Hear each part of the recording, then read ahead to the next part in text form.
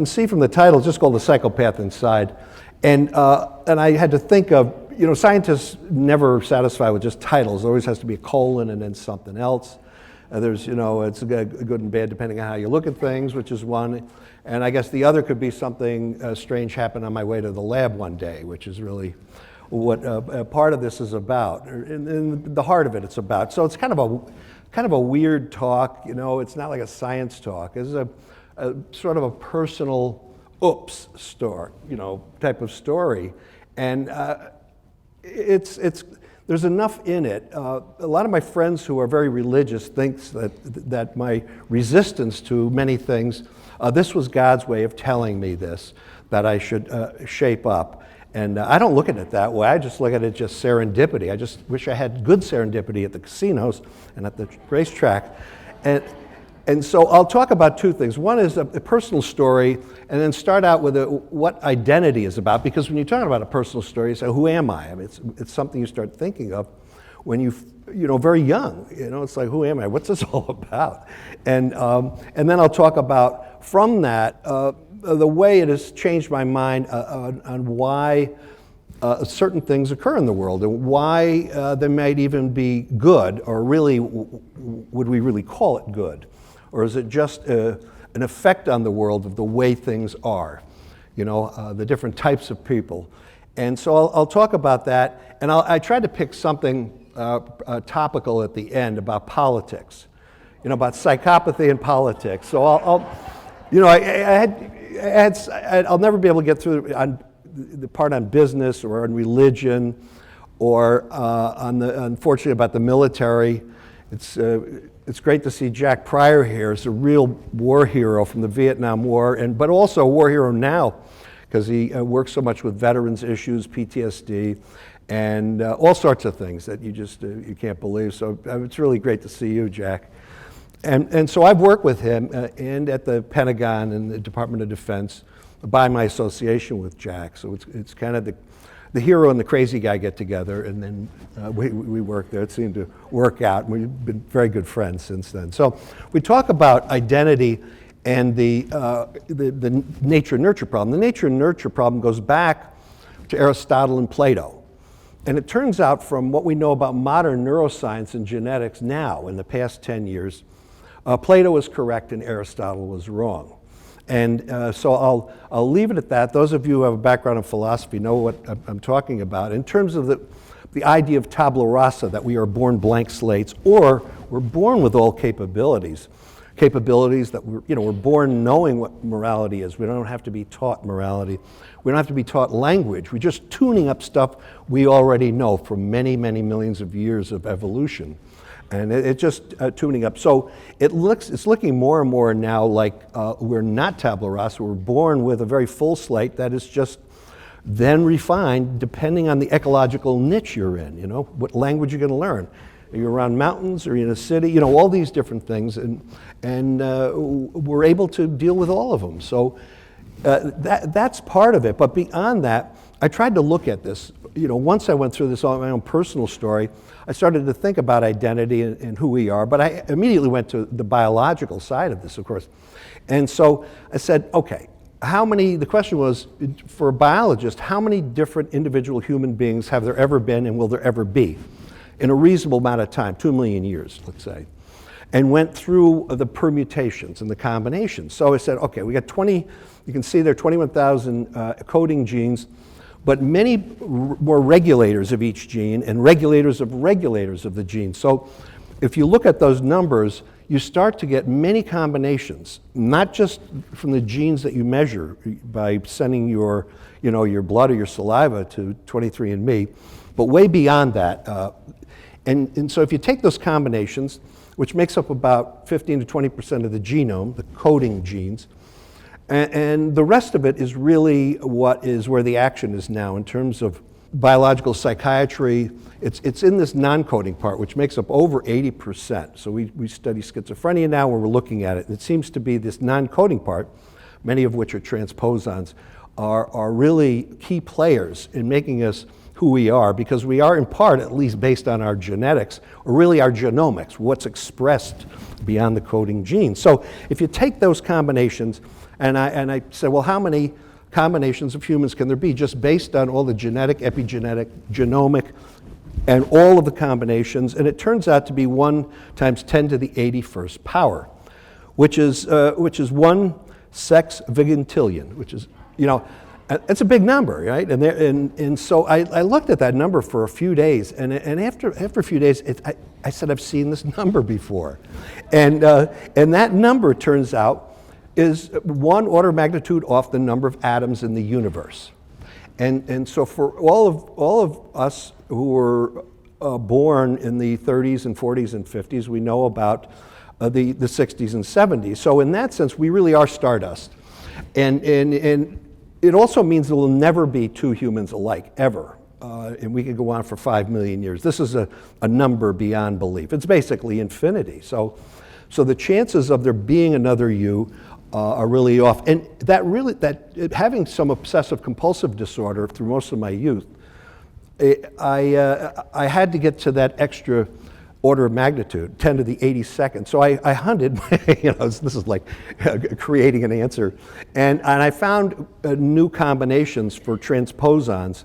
And these transposons, which we're studying different psychopathologies, get us up to this 10 to the 82nd power. But beyond that, just the numerology of that is if you look at when we're most susceptible in our life, there are 3 major periods, the 3 Ps. And one is, postnatally, certainly from the time we're born until about 3 years old, this is the most, this is the time when we're at our weakest in terms of the environment, or strongest. That is when abuse, trauma, abandonment really change the genetics. It marks the genetics in an interesting and oftentimes tragic way that we deal with in terms of psychopathy, personality disorders, terrorism, et cetera. So it's one of these things we know how absolutely to keep from happening. And so we know how to cure these. We don't know how to cure them, but we know how to stop them. And that's by getting rid of abandonment and abuse early on. But beyond that, there is also this preconception, a part of this. And that's a weird time to be susceptible. This is before you're even conceived, right? And this occurs through these transposons in the female reproductive tract. So after sex in the female reproductive tract, there's the sperm are there for about a day or so, but a lot of them die. There's only one hero who makes it to the end, and there's all these other soldiers helping along, but those soldiers are breaking down and they're releasing their contents. Well, the major contents they're releasing are transposons. Now, a lot of the transposons we have, these little pieces of DNA, we got from retroviruses like HIV, but all sorts of viruses and some bacteria. And they became part of us. We use them because it helps us rearrange our DNA, for example, so that we have very good immune systems. So every time you get sick or you're exposed to a new cold virus, these are busy at work recombining your immune system so it can recognize it. On the other hand, these transposons make us very vulnerable to cancer. A lot of the cancers are because of these. So with everything, with the genetics, and this is a fundamental part of this, my view of this, the story, is there's no good or bad genetic effects. They're just, it's always how you look at them, right? So we're happy about the immune system being helped by transposons, but we're not so crazy about the cancer side of it. But in the case of during conception, what happens, so you start getting mixing of all the different sperm's transposon elements. Now here's the trick, as it were. If the woman has had sex with 2 or 3 guys in that same 24-hour period, they're all going to be infecting each other, the transposons. So when the child is born, even though through paternity testing of the DNA, regular DNA, you'll say, well, that's the father. Well, actually, the child will have 3 fathers, okay? And it'll become a mosaic. So what's born is that it'll be partially controlled by one father, let's say the spleen, the liver, part of the brain, and so there's a mix. And these are not passed on to the next generation, but the child really has three fathers. This is very disturbing stuff, right? And I wanted to start with this, actually to make sure everybody's awake, coming in, because it's one of these true stories, like watching The Thing the first time, the film The Thing, and you're going, thank God there's nothing like that. This is the thing I'm talking about. The thing is the thing. Now, so if we look at this, you say, well, at least we know one thing. At least we know that identical twins are identical. And a lot of psychology is based on this. So you say, what % of a certain behavior is due to heredity? Genetics, and how much is due to environment is based on the idea that identical twins are identical, and it turns out, of course, that they're not identical at all. And you can't find two identical twins who are identical. And a lot of it's due to a thing called CNVs, or copy number variants, and that's these transposons clipping and moving multiple copies of different genes to different places. So one identical twin can inherit 10, have 10 copies from the mother of one thing, having to do with behavior, hair color, skin color. And you can see here, these are identical twins, and some of them are not the same color at all. We always think of it as terms of the external, but what's internally, all their organs and their mind can be very different. So that's really changed psychology and how we look at nature-nurture and the relative contribution now because of these things, because that's no longer something we can count on, because they're all different. Now, my personal story is, see, now I have to have water for this, because it still freaks me out a little bit. Not really, it doesn't freak me out, but my family's been quite good about it. And they're pretty tough. My wife is really tough, but so just the background. I was raised in a regular household in upstate New York, and I was in high school. I was a class clown, but growing up, I was also the Catholic Boy of the Year in New York, as I was really obsessed with being perfect. I had OCD, and it was expressed through hyper-religiosity. So I never had sins to really tell. The sins I would have from the time I was in early adolescence, I'd go in, and the priest would go, they have to keep saying, this is not a sin, Jim. And I said, to me, it's a mortal sin, therefore it's a sin. I'm sorry, I'm going to hell, like immediately. You better help me here. And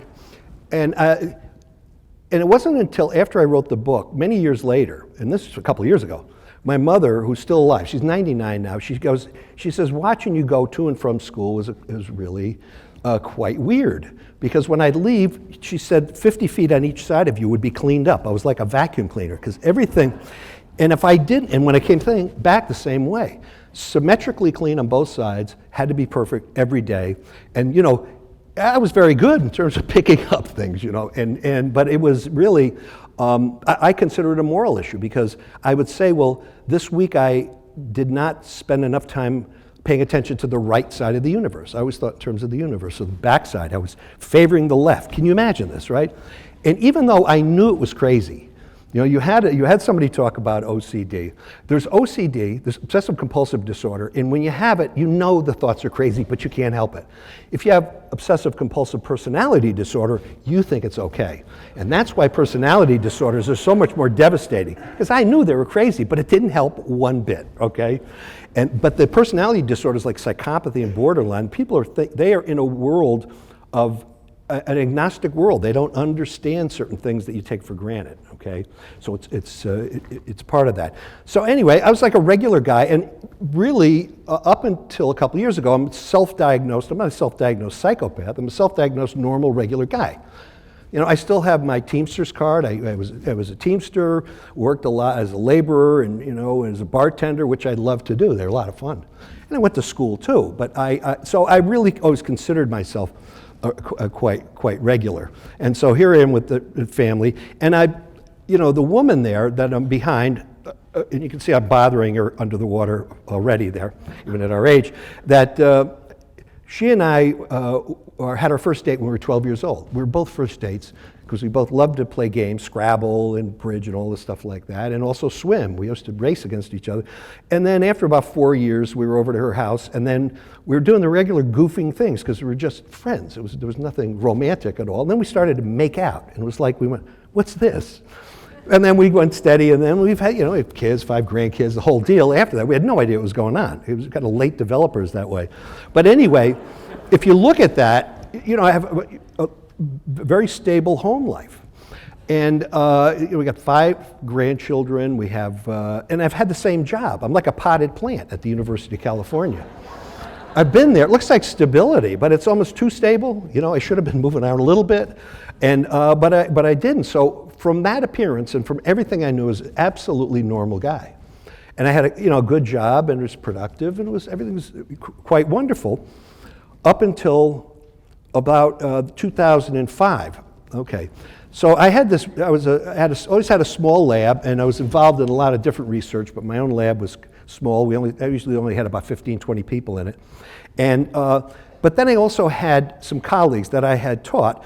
And starting in the early 90s, right around 1990, we had a PET scanner. And so some of the students I had as medical students back from the late 70s, early 80s, were now psychiatrists. They said, you got to come and take a look at these scans. And what they were doing was every year they had a couple of murderers, a lot of them really bad guys, serial killers, and people you know about, some you don't know about, and they'd say, can you tell us what the parts of the brain that are affected? And this was always occurred during the penalty phase of the trial. And it was still when there was there was a death penalty. And so I did a fair amount of that, and then that expanded from all through the 90s, but it was only a couple of years, and a couple per year, and I didn't really pay much attention, because it was a quaternary, not even a tertiary part of my research, because I was looking at many other things, schizophrenics, I had stem cells, it was all over the place. And so some of these we were looking at with different techniques were impulsive murderers. Some are very disordered and are just, when they get mad, they get impulsively and they will be violent and kill. Others, like this guy here, turned out to be a psychopath. Now, in 2005, from several different collaborators, I was sent all of these scans, PET, SPECT, fMRI, of all these different murders. But I said, don't tell me what it is, because I'm going to make up a story, right? Even as a scientist, you're always fighting like this bias that I know what a murder should look like, the brain scan. I said, don't tell me and try to confuse me, send me normals, schizophrenics, all sorts of stuff. So I spent a few months going through the first pass, and coming out of that was a pattern that popped out that I'd never seen before. And here it is. And in these scans, these parts of the brain in blue were turned off. They're really turned off. And these, when I looked at it, that was an old friend. This is the limbic system. And so this limbic system included the medial prefrontal cortex and orbital cortex, then the cingulate cortex looping around. Now this is along the midline of the brain, right? So it's the orbital cortex is above the orbits, the eyes. So it's orbital cortex above the eyes, and then the cortex strip that goes right along the middle of the cortex, and then loops through the hippocampus down to the amygdala, and then it makes a loop back through the insula. So it's a big circle. This is the limbic system, or the emotional brain, and this is what was off. And nobody had really described this yet, so I said, okay, this is an interesting pattern. So I started to vet this by giving talks in psychiatry departments and law schools and things like that at that time, just to see if it made sense to people, to see what I was missing.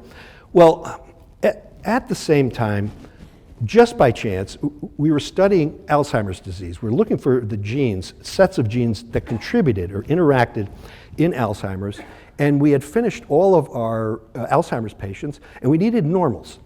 And we needed them fast, so I ended up asking, if I went through the mistakes, I asked my family, because I know they would come in. So I had my brothers and our kids, my wife, and even my mother and aunt, and I said, look, we're all normal. So why don't you come in? And that was, I assume we're all here. Look at us, we're normal and happy. We take pictures down at Cabo in a pool. But there was one proviso, is that my wife's family was loaded with Alzheimer's. So her mother and father had died of Alzheimer's. Her brother just died, who's a very good friend of mine. And some aunts and uncles. It was just loaded with it. And so with her, I said, look, you may not want to find out the answer, because if we do the scans, we can see some what are called prodromic changes in the brain, and the genes may turn out to be the wrong combination. Do you want to know this? And this is how she is. She goes, look, I've just got over non-Hodgkin's lymphoma. I'm going to die of cancer before Alzheimer's. Let's do it. This is her. First, like this. And so we did it. She said, look, it could help our kids, our grandkids, and the way their lifestyle is and everything. So I mean, it was kind of a heroic thing. And so we did it, and they came back. So we did PET scans and quantitative EEG and genetics and different psychometric tests that were specific for a number of things, including Alzheimer's. And so there you see 6 of the people tested, and you can see the top 2 rows of the PET scans, where it's a standard sort of thing where wherever you see red or yellow, that's more activity than a normal person. Or the comparison group, as it were, and then things in blue and green are lower than normal, and or normal than a comparison group. But those particular scans, the first 5 are quite normal, considering the tasks and the age and the gender and all of that of the people. The EEGs were a little funny. The first, second, and last one were unusual patterns that are typical people with depression, but who are have very good attention, are very fast, with a stimulus response. And then we did a whole bunch of genetics at the bottom. And when I was going through the pile of this, so my technician brought all these scans into my family, and I leafed through them, and boom, boom, boom, boom, boom. And I was so happy because they looked normal. And I got to the bottom, the last scan, on the set of scans on the bottom, I looked at it, I went, oh, okay, what's the joke here? I said, you've switched the scans here, obviously with the pile of murderers, with the psychopaths, because it was a pattern that looked exactly like the worst psychopathic murder I had studied. But kind of a pure form. There wasn't a lot of different kinds of damage. It was just that basic pattern. And they said no. And these guys would kid me, but it turns out they didn't. And they went back and checked, and they said, that's somebody in your family. I said, well, they should not be walking the streets, I think. Here, we got a dangerous character. And so it was like my civic duty to turn one of my family members in. And of course, I peeled it off, and that's when Gandalf came knocking at my door, because it was my name on there. And it was, the first thing I did was I just laughed. I kind of got the joke, the overall immediate joke is, I'm studying this, the scientist, and then he's it.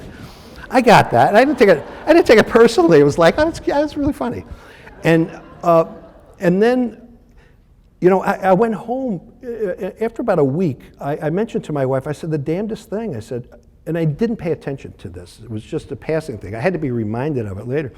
And I said, our PET scans came back, and everybody was normal. Yours is normal, which is wonderful. And I said, but my PET scan looked just like a psychopath. And she said something I should have taken notice of. She goes, it doesn't surprise me. And then, now husbands and wives and best friends can say these things to each other, but in retrospect, she was serious. And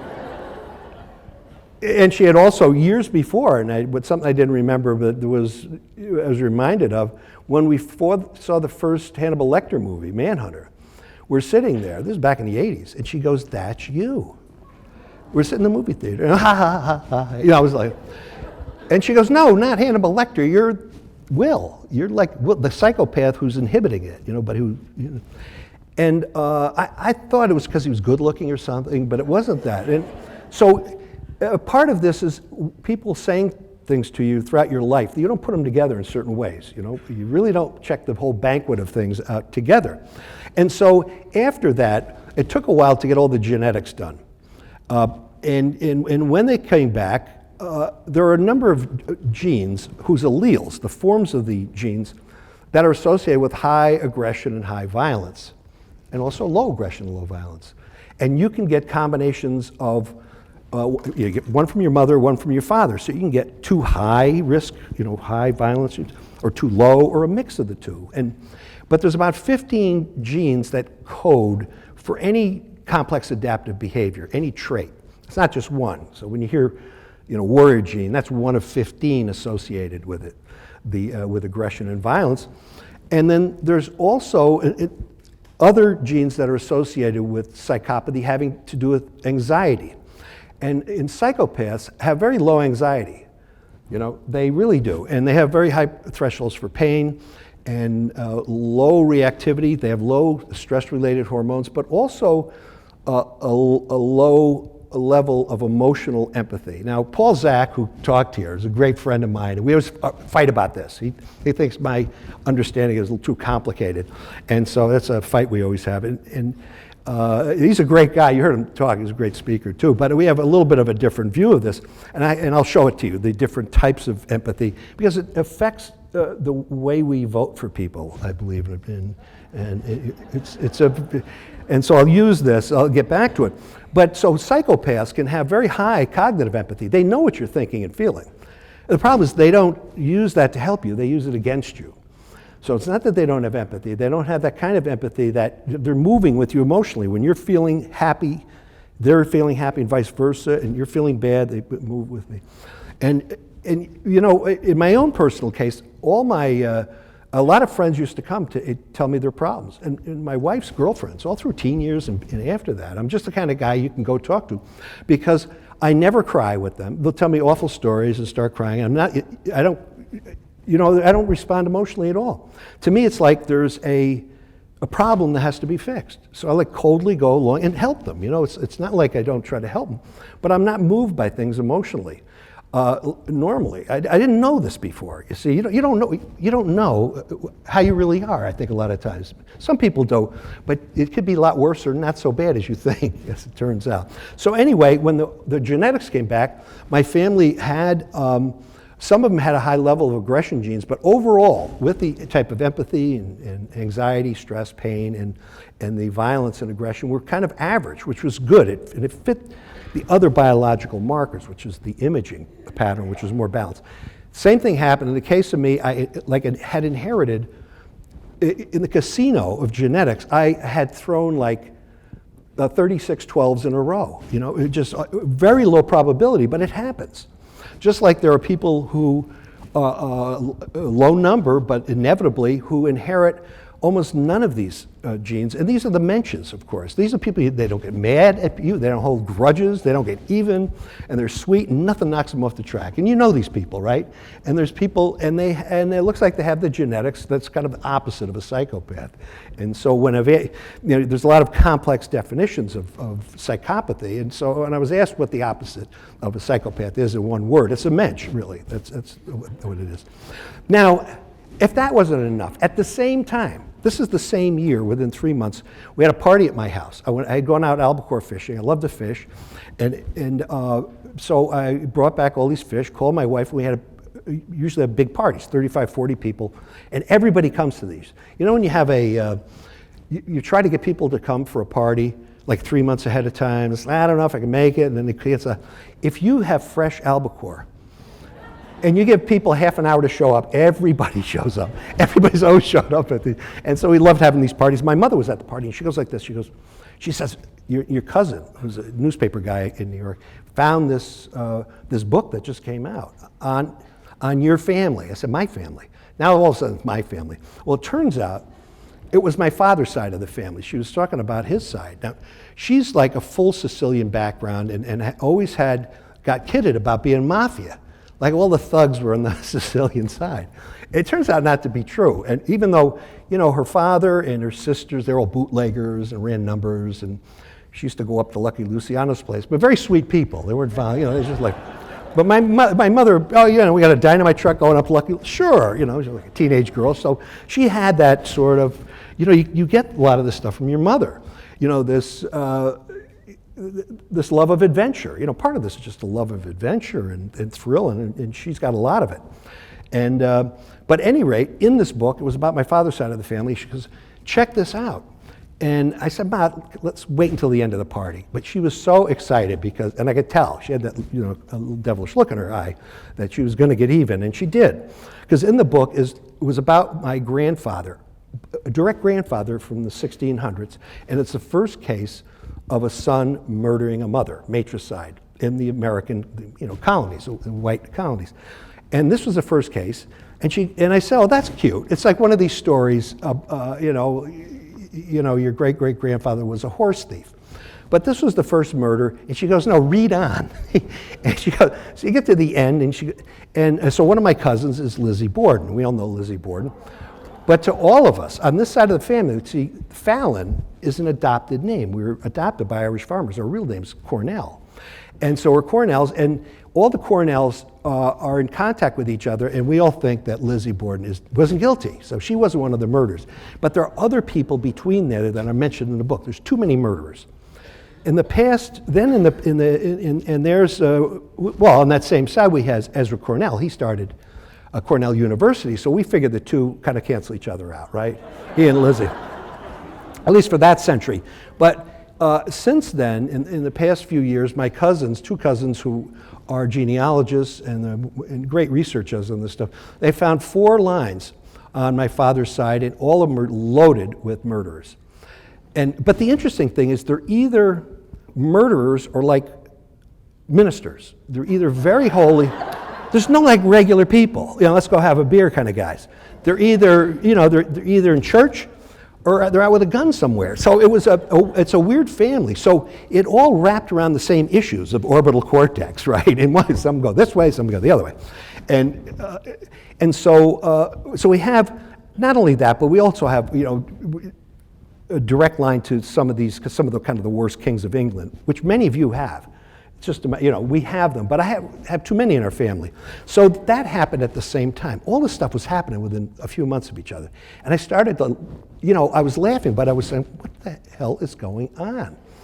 And so at that time, I was finishing up, about 2 years later, we're finishing up. I had to get like $5 million together for a stem cell company. It was adult stem cells for chronic stroke and for Parkinson's. And we found, I say we, my students found, and I took the credit for.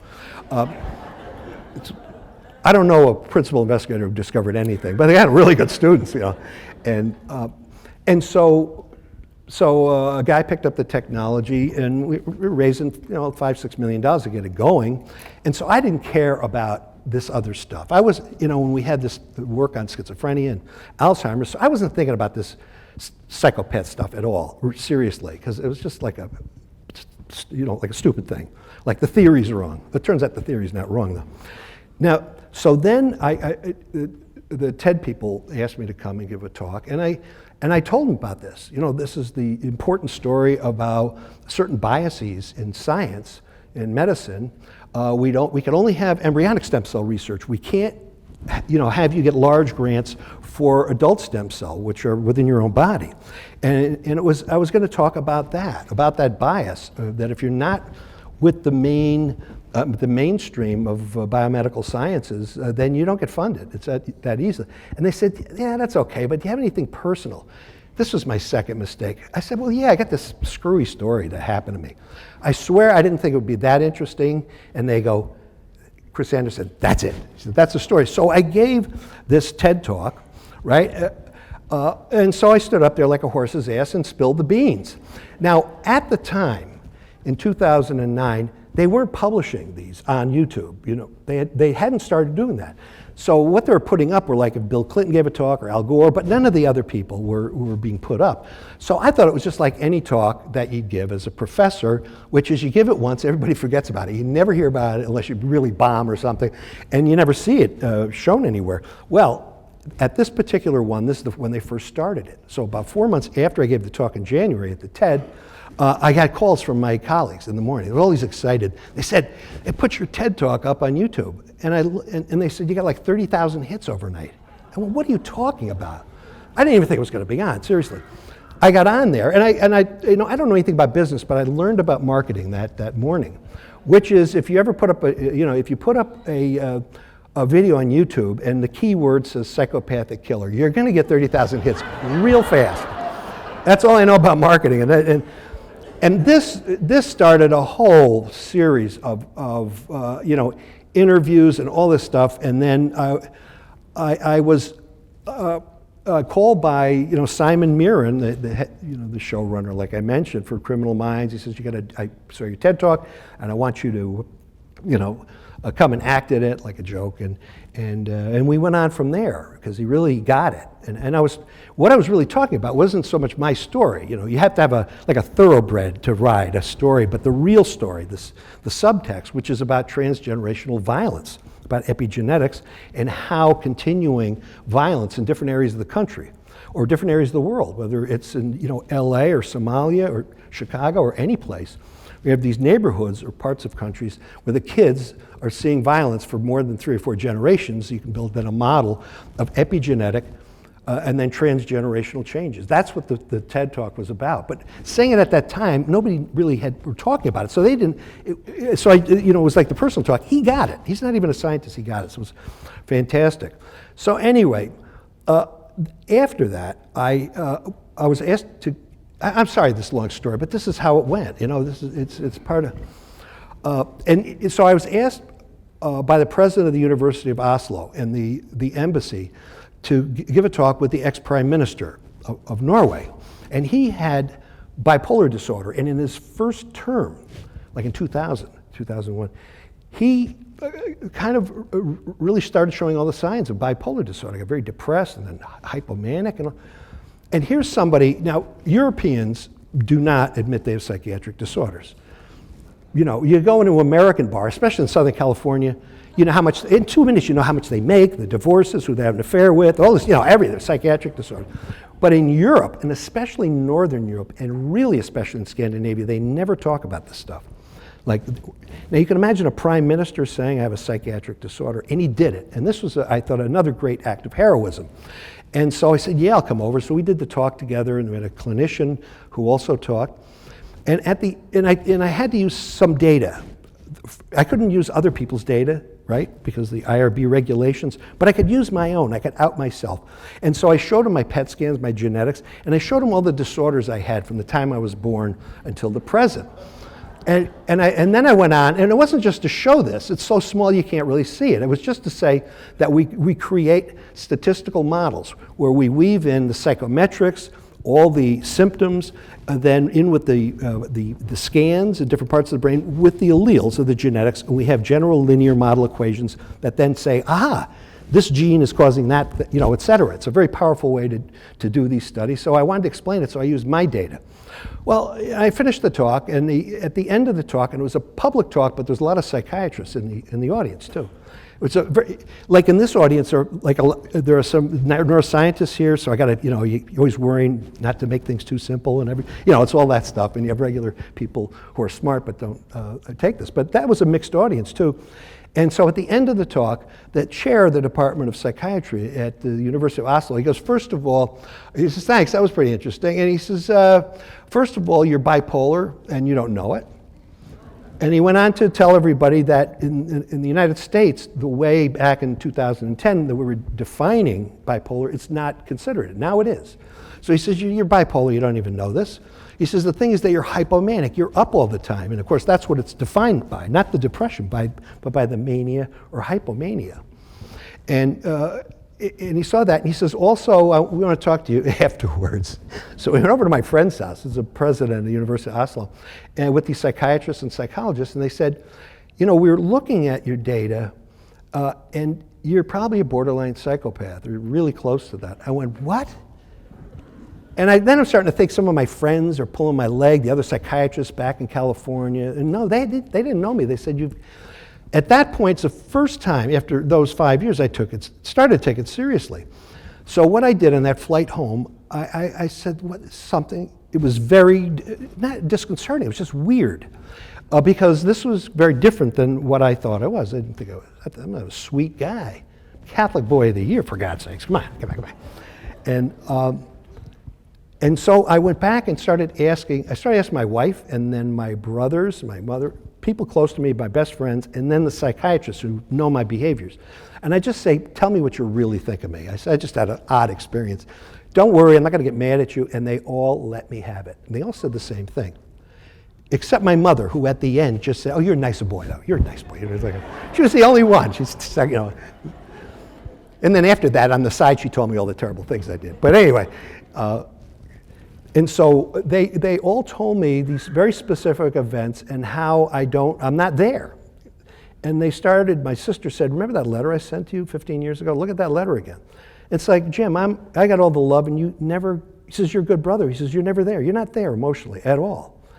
And my daughter had told, as I found out, my wife, back in, it was about 2000, said, you know, I was really bugging her because I was acting in ways that were really annoying to her, or really, you know, bothered her, very cold sorts of things. And she had, my daughter, taken a lot of clinical psychology with, you know, patients, and she goes, you have to just understand something. Dad is a narcissist. And she didn't say psychopath, but she said he's really a narcissist, so he doesn't even know he's doing this, and it's all about him, you know, all about me. And so I got to tell you right now, I get to give a talk and talk about myself. And this is, you know, I gave an excuse, but it's really wonderful. Goes, except you don't want to do it in this way. And so they all said the same thing to me, and it was sort of odd. And then I had, when I was tested by a psychiatrist, and, you know, did structured and unstructured sort of testing. And here's one of the summaries, which basically says, this is about what one said, and he says, JF, that's me, satisfies most, if not all, the psychiatric symptoms and psychoanalytical characteristics of a psychopath, along with associated affective symptoms, but he notably lacks most of the behavioral consequences of such psychiatric pattern. In other words, he's able to inhibit these traits that would have made him a full-blown psychopath. And he basically said that all my thoughts and urges are like a full-blown psychopath. I just never act them out. And so this was like, well, why? You know, I was wondering why I'm not in jail. You know, why? And why growing up did all those adults tell me that they'd say, it's a good thing you're from a good family. I was told this growing up. Because you would have turned out to be in a gang, you would have been a gang leader, and you would have been a bad guy. And I heard this from different priests and rabbis and doctors all through my teen years and afterwards. There was always an adult who would say something's really wrong with you. There's something dark about you, even though I wasn't doing anything. You see, it was something about me. And so I said, okay, well, in trying to put this together, to try to make sense out of this, I was in my jacuzzi in the backyard. My mother was over, and she was weeding and doing things with, you know, plants. She was pruning the plants, which she likes to do, and she was sitting on this three-legged stool, this wooden stool, and I'm saying, I got all this biological stuff. I've got the genetics and I've got the brain pattern, connectomes, of a psychopath, and yet I'm not. What's the deal? You know, I have tendencies, but I don't. And I looked at the stool and I said, it's her. She was the third leg. Now, this may be obvious to you. It's not obvious to me that the environment, early environment, would have played a role, because I was like the poster boy for genetics determines everything.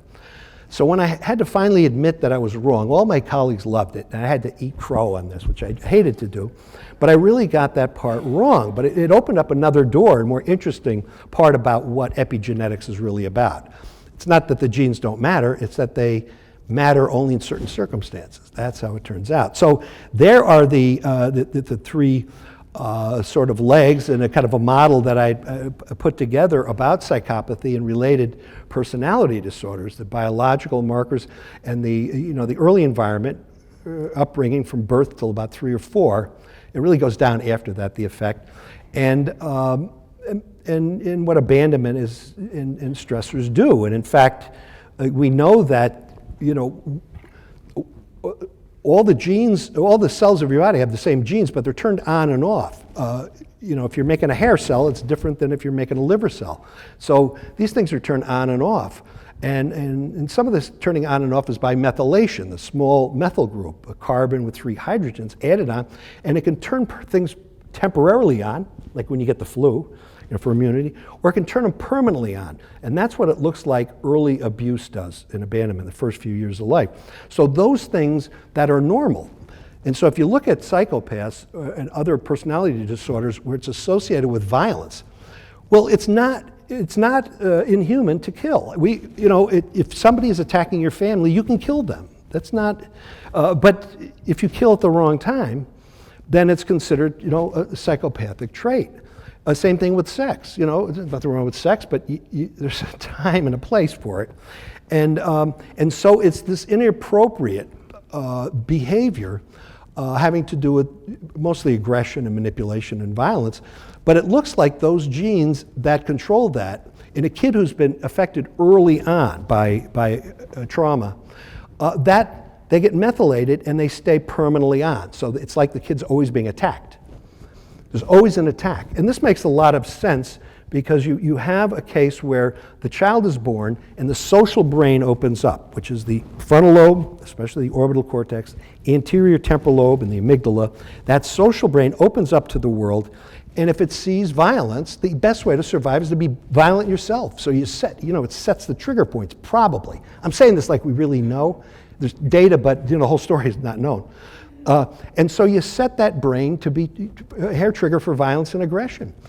But if you are born and you see into a wonderful world, it's a wonderful world. The best way to act is with love. And that's, and so those genes are turned off. And you have somebody who's really quite mellow and quite nonviolent, unless they have to be, because they can still at the right time become aggressive if they're protecting their family, for example. Now, I couldn't figure out why it was that I didn't really show more of the traits of it. And while I was writing the book, this book on the psychopath inside, I was over in Italy in this little town in the Alps, and nobody spoke English and everything. And I happened to get 2 papers when I was over there, and it was about this gene that was one of the warrior genes. It's a serotonin transporter, and it's called SERT, S-E-R-T. And there were a couple of these genes, and it was one paper was done in rhesus monkeys and then another one in humans, showing that if you had this gene and you were abused, this was bad news. It was like the MAOA, the first warrior gene, because it really affected serotonin metabolism in quite a permanent way. But it said that if you treated well, it kind of negated the negative effects of it. Now this allele, that was a warrior gene allele, very dangerous, if you're treated well, it kind of not only turned off that effect, it inhibited other genes. So I said, this must have been what happened. So, this third leg of the stool, it was like, okay, what's the percentage of kids who inherit these high-risk genes, like I did? And you may come up with a few percent, right, of the population. And on the other side, people who inherit the other type, the other alleles, which are very peaceful, the mensch alleles. And so there may be 5% hardcore on either side. But if you expand it, if we widen the gutters on this, it could be 10% on either side. And so then the question is, how much does environment affect the kids at the protected end? The answer is nothing, not at all. These are the kids that when they're growing up, you can see them. Anything can happen to them, they just bounce right up and are as happy as larks. Nothing gets to them, and nothing sticks with them. Whereas the other type that's vulnerable, they're the dangerous ones. So there may be, maybe 10% of the population where the nature-nurture answer is, well, if you have the right combination of genes and the brain connection patterns, then environment's everything. And these are the kids and families are the most at risk. And the public policy thing is, how do you identify those kids? Especially if you're a libertarian. I'm a libertarian, so the idea is people coming in and asking your family to see all the medical records bothers me. It's not just, and so this is where some of the conflict is, because we know that identifying these kids early on, just like the first guy I worked with was a pediatric neurologist back in the 70s, and he told me back then, he said, I'm never going to tell anybody outside this room, but he said, I can tell a psychopath, a kid, at 2 or 3 years old, I know, and he would follow them their whole lives, and he was right. But he'd never admit it, because it's like a lot in science, you don't want to really tell the truth. It's just like, let it go, and it could be anything. It could be climate change, it could be anything. And you just go along with the crowd, because you don't want to end your career, you don't want to answer questions from the media, or from angry parents your whole life, brandishing sticks and stones. And so he never said anything, but so we do know how to identify these kids, but it's up to the society to say, do we really want to do that? Because, in this sort of epigenetic landscape, and you look on the left, everything's nice and sweet. On the right, the same genes can be changed that sends you down a different valley, right? And there are a couple of breakpoints along the way during development where, depending on your, especially your early environment, that the same genetic package can send you to a very successful career as a leader. And I'll get to it very quickly, why people who are sent down the path to the left can be wired as psychopaths and end up being great leaders. And there's something different about it. And so if we go back to the the question about nature and nurture, and the answer is it depends. It depends on the genetics, and then the environment will have a differential effect, either a great effect or very little effect. And then and just to finish this part of it, I then asked the question, what do you do with this in your personal life? I had this information, and so what I thought I'd do, and I tried to use my own narcissism against me. I became my own experiment. I said, look, I know that you can't turn around a psychopath or a borderline psychopath. You don't cure them. Nobody's ever cured one. And I said, but I can do it. I said, but I can do it because I'm different, you see. This is how I talk to myself. I really do. And honestly, so I can do it because I'm just more powerful than the rest of them. It sounds crackpot, but that's the way. And so what I did was I tried to treat my wife like a regular guy would. So every day I would, in every interaction, whether it was washing dishes or pouring the wine to going to a funeral, and I'd pop away from a lot of things that regular guys would go to, and I'll find a way to get out of it to go party somewhere. And so I was monitoring every behavior, and it turns out about 300 times a day when I was with these very simple things like pouring the wine first or cleaning up, being a good roommate, but also larger things, that what I was doing was the most selfish thing at each choice point. And I never thought of it that way. And I said, that's not how a regular guy would do it. And it turned out, after about a month, I was so exhausted. And it's really tough to be a good guy. It's really a nice gal. It was so exhausting. I went from sleeping like 4 hours a night to 6, 7 hours a night. And it wasn't I was exercising, which, I hate. I like fishing, but that's about it. But the whole thing was so exhausting. So after a couple of months, my wife goes, what's with you? I said, what do you mean? She goes, you're nice all of a sudden, like a lot of things. And I told her, I said, don't take it seriously. I'm just doing an experiment. And I had to, because she can read me. I can't lie to her anymore about anything. It's like, yeah. So I love you. Yeah, how? It's all this stuff. And she says, and she said something so curious to me. She goes, I don't care if it's sincere or not. She says, you're just treating me better. And I said, you just want me to treat you better? I don't have to have it in my heart to. She goes, no. I went, boo. That was like the big revelation. People just like to be treated better. Okay, that was the first big lesson. I'm like 66 years old, and I'm learning this. I'm like a 14-year-old, right? I'm learning these things like the environment has an effect. Anyway. And so I did that, and then I did it with my other friends, and they all did the same thing. It was all like, what's going on here? And they kind of gave me this similar response. So I was like learning about real human behavior. And so and I'm still trying to do it, but I'm telling you, I'm sleeping my life away because I fall into bed and I go, God, that's exhausting. But I really started to watch my friends, especially my male friends my age, with their kids and grandkids, and watched them when they didn't know anybody was watching. Their real behavior, not trying to put on for somebody, like, look what a great father or dad or something. And I would just sneak peeks all the time. And I realized that they were doing things that were so unselfish. And I'm watching them, I'd say, I'd never do that. And I'd be out at the corner bar at this move right here, or that move, I'd be doing this and that. And I realized that a lot of my people I knew, I didn't really know, because they were really sacrificing. So I had to learn these very fundamental things that are not natural to me.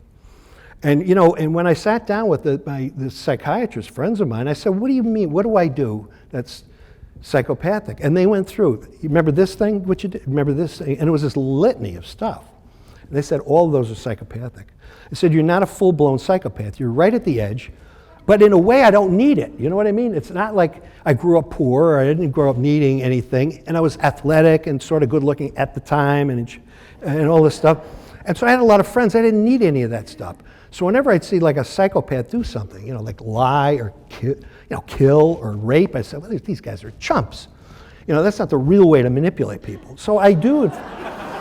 These guys, really, and that's how I used to think of them. I said, there was such an easier way to manipulate that person. And it's all about manipulation and not really caring about, about that. It's a game on everybody. And that I do have.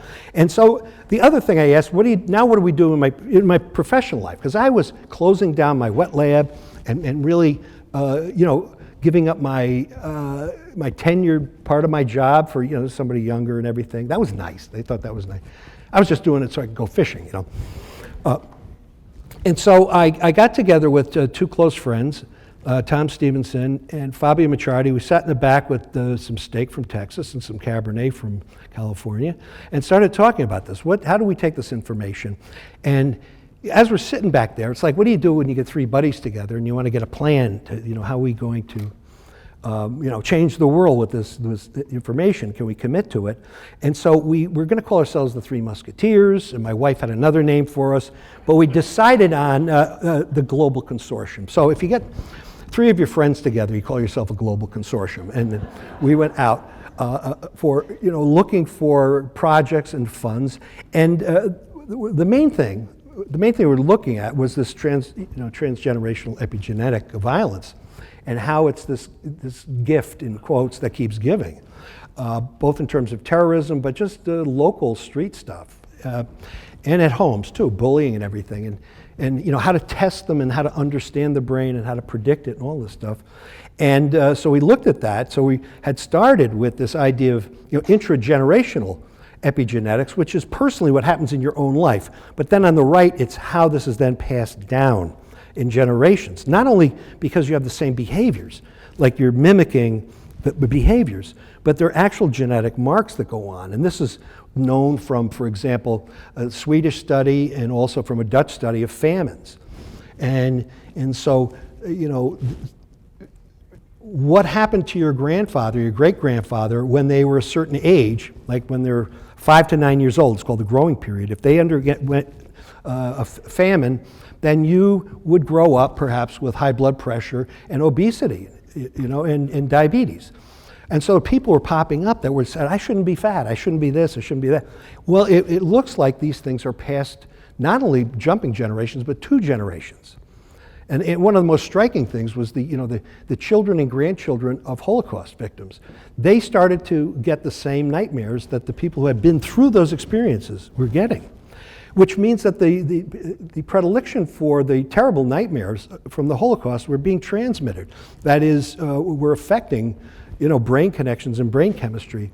And these are people that never saw any awful things, but it was being sent down the line. So this is, now we're starting to look at, something like slavery. If you're looking at slavery, hundreds of years of abuse, right? And deprivation and all sorts of stuff, how that can really get into, into the fiber of a large number of people. And it can happen anywhere in the world.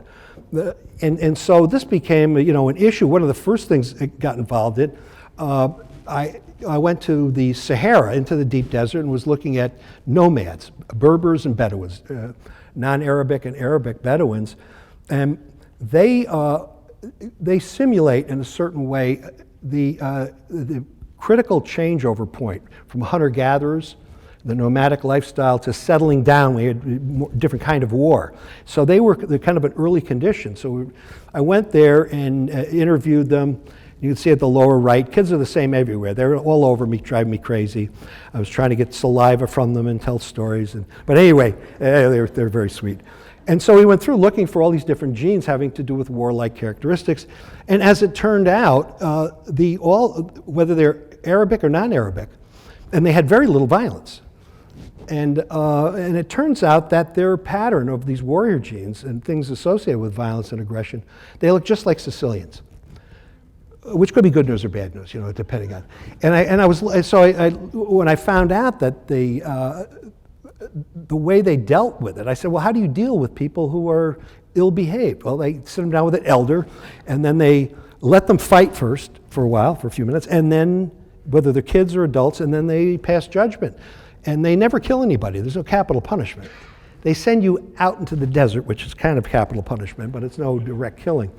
And there was still a part of the equation there that was off. And after this experience of looking at the genetics, I started to think and realize the importance of the harsh environment. And a harsh environment in our evolution, how this may have played into the amount of violence. And I don't know if you've had Steve Pinker here, a friend of mine, who talk about, violence is going down. People just don't believe that there's less and less violence. And it depends on how you look at it. But part of this was was really becoming interested in the overall issue of not only defense, but war. And I got contacted by Jack Pryor. And here he is with Bob Scales, and Jack's right here. And he said, they're very interested in studying the effect of, the different genotypes and different brain patterns of young soldiers, and to how to prevent a PTSD, right? And also how to not upregulate psychopathy when the troops come home, and how to differentiate between different kinds of empathy within troops. There's the Delta Force guy, the lone, the lone wolf, which is a very different person than the the elbow to elbow infantry person who has a real kind of emotional empathy. They're fighting for each other. It's, as it's not about mom and apple pie so much as if they're fighting for each other. Very tight bond. You don't find in that you would find in a Delta Force guy, a lone hunter, sniper type of person. So very different. And the idea is, how do you get the right people in the right job? Well, the first thing is that, and I'll end it here. There's so many interesting things about this. That the first thing is that the brain, the emotional part of the brain, the limbic system and the dorsal stream, these two are not in balance until you're about 25 years old for most people, 24, 25, 26. And the first obvious thing is that you don't ever want to send anybody to war who's under 25. It's just asking for so much, right? I mean, it's sort of out of desperation.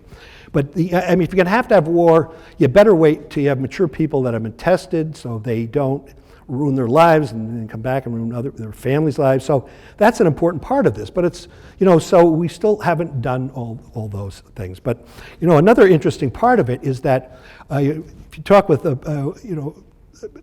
Paul Zak talked about empathy, but it turns out you can create warm fuzzies between these individuals, but it also, oxytocin sniffed by gangsters, just make them better liars for each other. See, it doesn't always end up like it's like lovey stuff, but in society, in terms of society, it's not. It may not be such a good thing. They just make some better criminals together, and they lie for each other. And I'm halfway through my talk, and there's a certain person who runs everything who's behind me. I better stop for questions. But I said there was a lot of bad news about all of this in terms of what it means for public policy and behavior. But that same guy, Fabio Macciardi, who I work with, the geneticist and psychiatrist, just found something pretty recently that showed that these epigenetic marks, large scale in the cortex, can be reversed, which is so remarkable. This means there's actual hope for reversing things like psychopathy. This is the first data to show this. So we're taking some of that information, and I'm now working at with the Vatican. I'm on the Vatican Arts Council, and so we're trying to look at the opposite of psychopathy and violence, which is for the Pope, it's tenderness. So we're trying to do experiments of how to show exactly what, in art and his message and all this stuff, really is the key to reverse this.